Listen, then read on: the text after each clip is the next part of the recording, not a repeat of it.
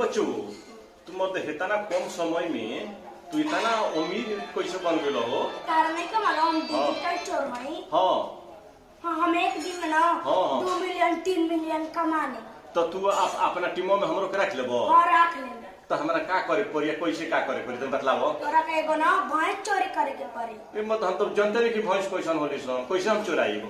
भैंस ना करिया वाली से ना हाँ। जौन भैंस अपन बचनी के हाँ पियावे से ना ओकरे के चोरा लिए। तो हम जाए चुरा के लिए आ चुरा के लिए तो अपना टीम में रख लेबो। हाँ रख ले। अब हम बड़का तोहरे में चोर हो जाइबो। हो जाए। हम जाते चुरा लियो तो भैंसिया। हाँ जो लाओ।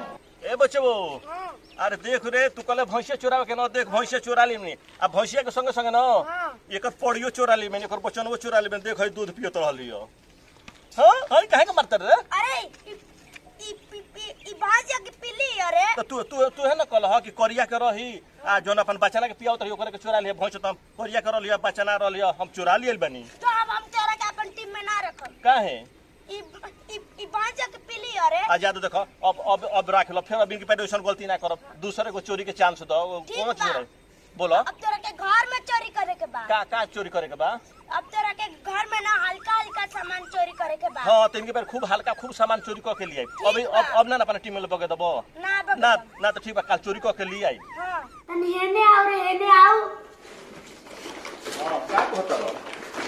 हम तोरा के चोरी करे खातिर घर में ना बैठले रानी का चोरी करके लिए आई बाड़े। अरे देखो ना मत दम चोरी करके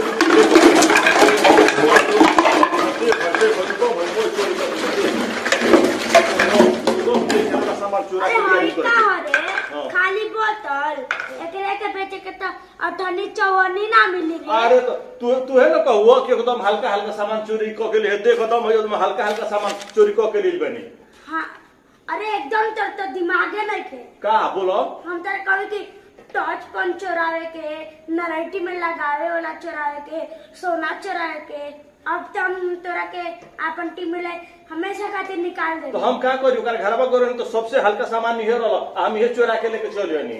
देखो एक बेर और ही हमरा के चोरी करे के कुछ सिखा दो।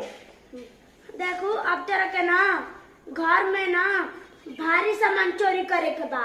हां तो देखो इनकी पर जाई न तो ऐसा भारी सामान चोरी को के जाई न तो तू एकदम कपार पीटे लगबो दम देख के एकदम परेशान हो जीबो जान जा। अरे आज चोरी को के ना ले ले तब इनकी पर ना ले न खूब हमके मोरी हो हमके पीटी हो देख हमरा के इनकी पारी और एक बेर जाई दो अब खूब भारी सामान चुरा के लेके एकदम बढ़िया खूब ठीक बा तो जाई जाओ। ठीक बा ये मर्दे ई तो अंजोरिया रात में चोरी करे के भेजा दिहलस अंजोरिया में डर न बारी मर्दे देख न लिहसन अनहरिया रात में ई चोरी करे लायक बा।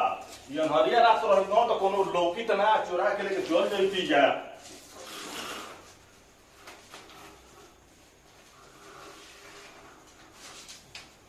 अरे ये अकेले घिंचाता संगला दुगो रहतो सनवत कर खींचो वही तो संत बल लागी तो अकेले मान के हइए नहीं थे हई सुतल बा कि जागल बा रुको हम एक ना खींचवा बतानी इहो तन के बल लगा दिनो तो जल्दी हम खींच के लेके चल चल।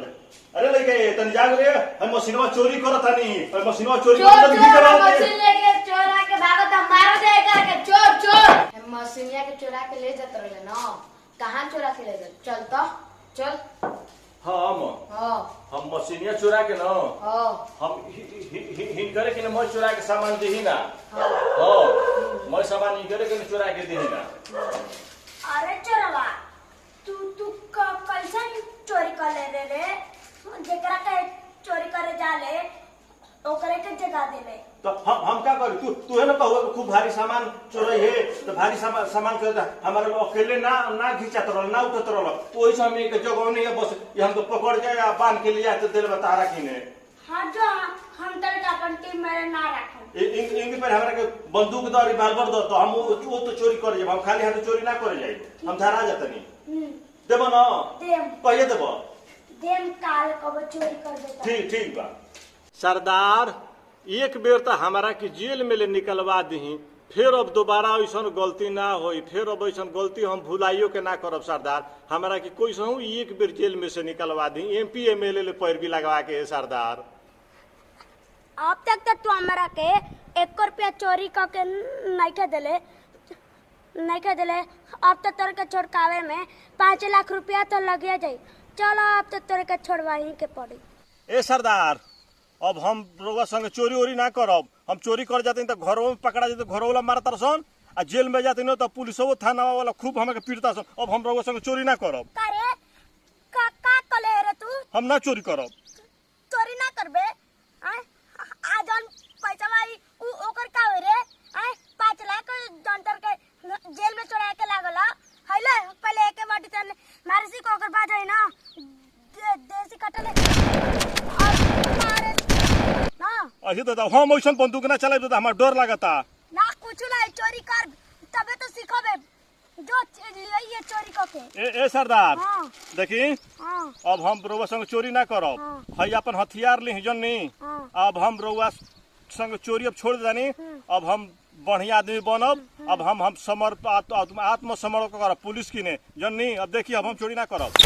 सरदार अब रउआ हम पार्टी में ना रहब। अब हमारी बंदूक से निकलल एकदम आखिरी गोली रहल ह। अब हमरा के अपना पार्टी से छोड़ी आहली ही बंदूक अपन पकड़ जन्नी। हम बहुत हिंसा कर दिहनी, बहुत हिंसा कर दिहनी। अब हिंसा के रास्ता छोड़ के अब हम अहिंसा के रास्ता अपन आई भाई अपन रउआ बंदूक धरी। हाताना दिन से तू हमारा पार्टी में रहला। अगर तू चल जेबे तो अब हमारा पार्टी में के रही?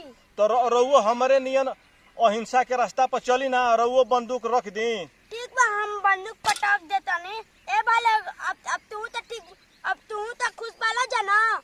हाँ एकदम तहार बंदूक पटकल देख एकदम पूरा भैया लोग खुश रही जा।